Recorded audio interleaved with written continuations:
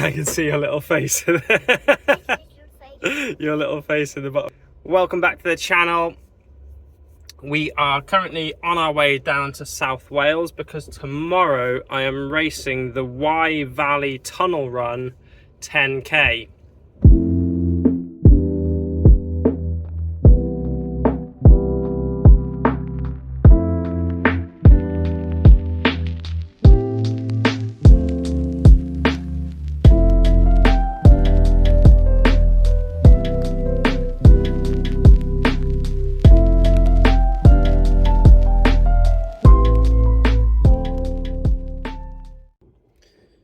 It's the morning of the race and we are just heading over to Chepstow now from Cardiff. Still not feeling very good, so yeah, still got a bit of a sore throat, so we're gonna see how it goes. Oh shit, it's my speed camera.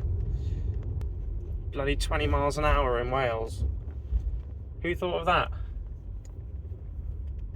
Picking up my brother now because he's running the race as well.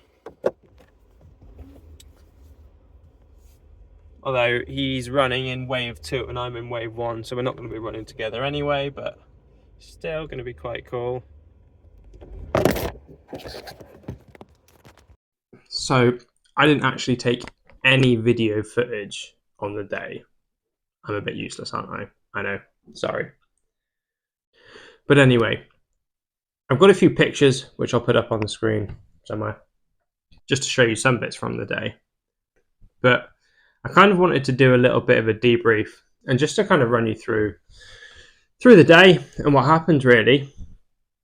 Just to give a bit more background on why I was actually doing this race. So I'd never intended to run the Wye Valley 10k tunnel run. It wasn't in my race calendar at all. Last weekend I was meant to be running the Helena Tipping Wrexham 10k, which is supposed to be super. I've never run it before. I've got friends who've run it. It's supposed to be like super flat, super fast. Was, you know, really looking forward to doing that one. A few weeks before, they emailed and said that for whatever reason, it's been postponed or rescheduled to the 14th of September, where I've already got a half marathon booked in on that day. So can't do the rescheduled one. And anyway, I had planned to do a 10k race this weekend just gone. So I was scouring the internet to try and find a replacement 10k basically. And this one, the Wye Valley 10k tunnel run, was the race that I came across, which was not too far away from where I live. The description said flat. I'll get to that in a minute. So yeah, that became the race that I was going to do instead of the Wrexham 10k. A bit about the course. So it wasn't super hilly. I think it was like 100 meters of elevation, something like that, 300 foot, maybe a little bit less. So not crazy hilly, but also not super flat. Definitely not a flat course. So that was one thing. And the hill was an out and back course. So you went out, turned around and came back. And from the start, you started in a field, went onto these roads, and went downhill and then onto this trail. I'll get onto that again in a minute as well. But anyway, so you went down at the beginning and then it was relatively flat for the majority of it there and back. But then obviously that meant that there was a big hill climb at the end. So there was that. Yeah, the other thing was, for some reason, I don't think I read the description of the race properly. For some reason, I expected it to be a road race. It was not. It was a trail race, a trail run, gravel paths, and I was wearing Alpha Flies for it. Wrong shoe choice to begin with. Wrong shoe. But yeah, basically it was that. It was a trail run, not a road run.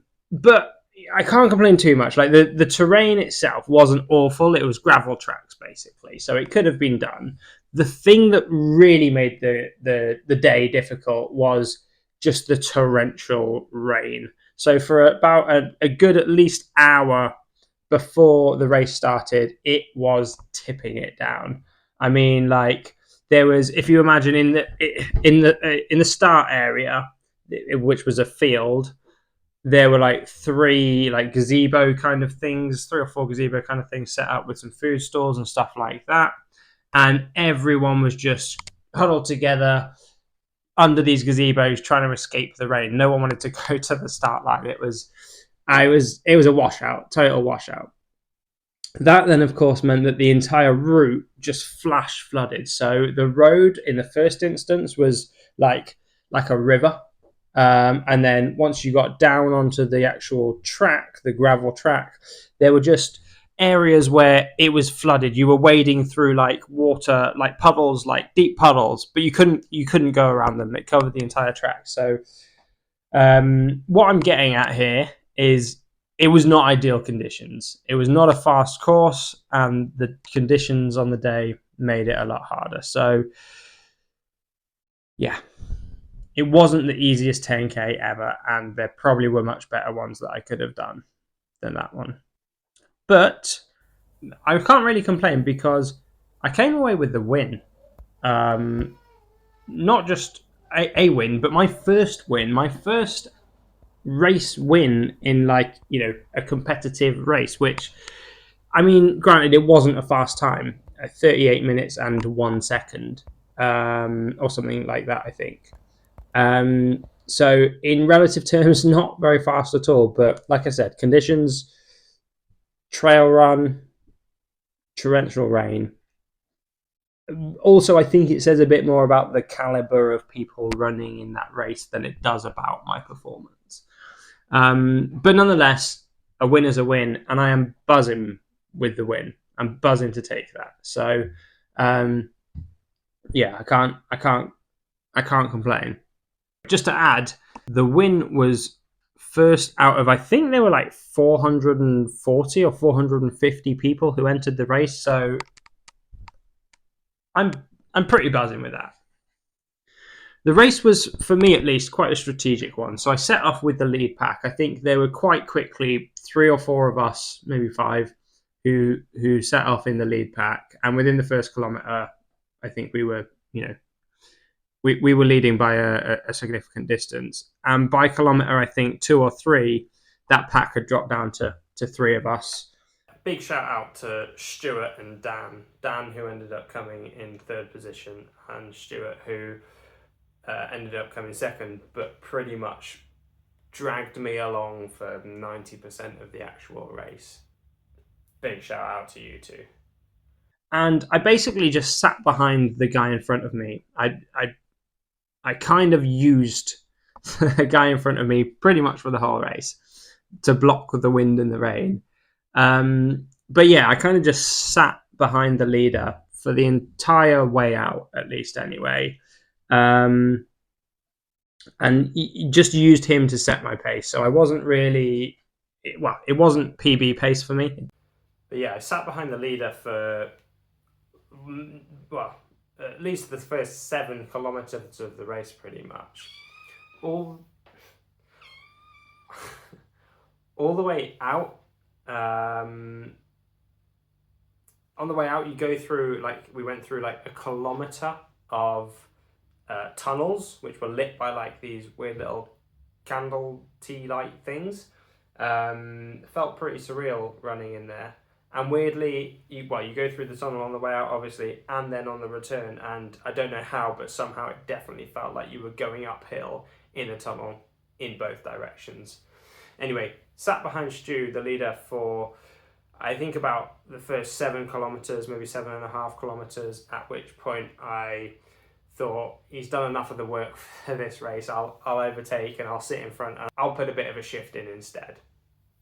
So I took the lead about 7 kilometres and sat there until nearly the end, where I think probably about 1 kilometre from the finish line, he overtook me again and went for his kind of sprint finish, I suppose. But I could tell by about 200 metres from the line, I think he'd gone a bit too early, and I was able to just cruise past him in the final couple of 100 metres of the race to take the win. And yeah, like I said, quite happy with my execution, very happy to come away with my first race win. So there's a bit of a recap on what actually happened on the day and in the race. Sorry, I don't have any footage of the actual race itself, but there we go. Right, so I am just back from the gym and stopped at Aldi on the way to pick up some goods because it's nearly 2 o'clock and I haven't had lunch yet and I am starving Marvin. So, sourdough bread, seeded, some bacon, right? I haven't had bacon for, I don't know when the last time I ate some bacon was. I used to eat bacon all the time and I never really do anymore. But I was kind of just craving some bacon, so I did. My usual go-to after gym work and running is scrambled eggs on sourdough bread with some avocado. But today, thought I'd throw some bacon in the mix, so that's what we're doing. I've also picked up some sparkling water because can't live without sparkling water. And also, not that they sell this stuff in Aldi, they don't. This stuff's too posh for Aldi. But bottle green elderflower cordial with sparkling water straight out of the fridge. Another one. Let's put this one in the fridge. Elderflower cordial with sparkling water is life. It is the best thing ever. I know, I'm a right posho. But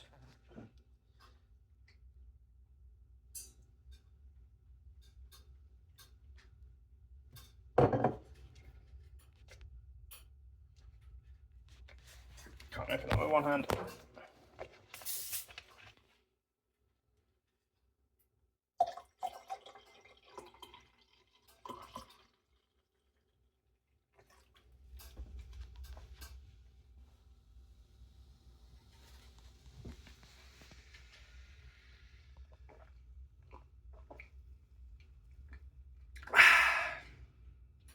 So good.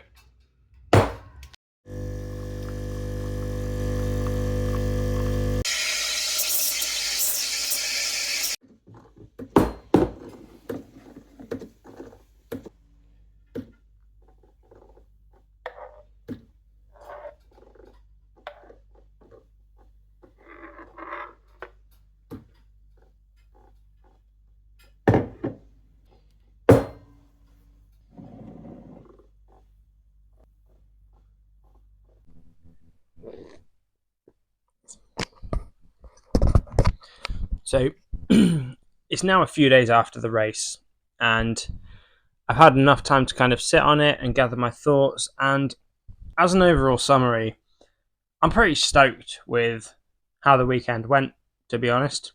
Granted, it wasn't the fastest win in relative terms. Like I said, conditions on the day weren't all that. But to come away with my first win and to have put in a really strategic execution of the race, you know, I'm really pleased with how I did. I've got a lot more in the tank. It wasn't a PB. And I've got a few really fast races already booked in coming up. I'm doing the Ellesmere Port 5K and the Mid Cheshire 5K in August, which are both supposed to be really flat and really fast. And I think there's going to be some super fast lads there on those days. And I'm also looking for another 10K to fit in probably in August as well, so that I can put in a really fast 10K because, you know, I've got a lot more left in the tank than that. Coming up after that, I'll be doing the Worcester Half Marathon in September before we then go into the full marathon training block for Valencia on the 7th of December. So that's going to be the big one for the year. I've got a bit of a track session to do tomorrow morning, which is going to be good. I think I've got like 2 sets of 6 by 30 seconds, I think is the session. So I'll head to the track to do that, and then a long run on Sunday, which will box off the week quite nicely at probably about 60 kilometers. I'm not doing huge mileage at the moment, but I seem to be getting some really good results from, you know, the smaller amount of mileage that I'm doing. Obviously, that's going to increase quite a lot Hello, little putty cat. Hello.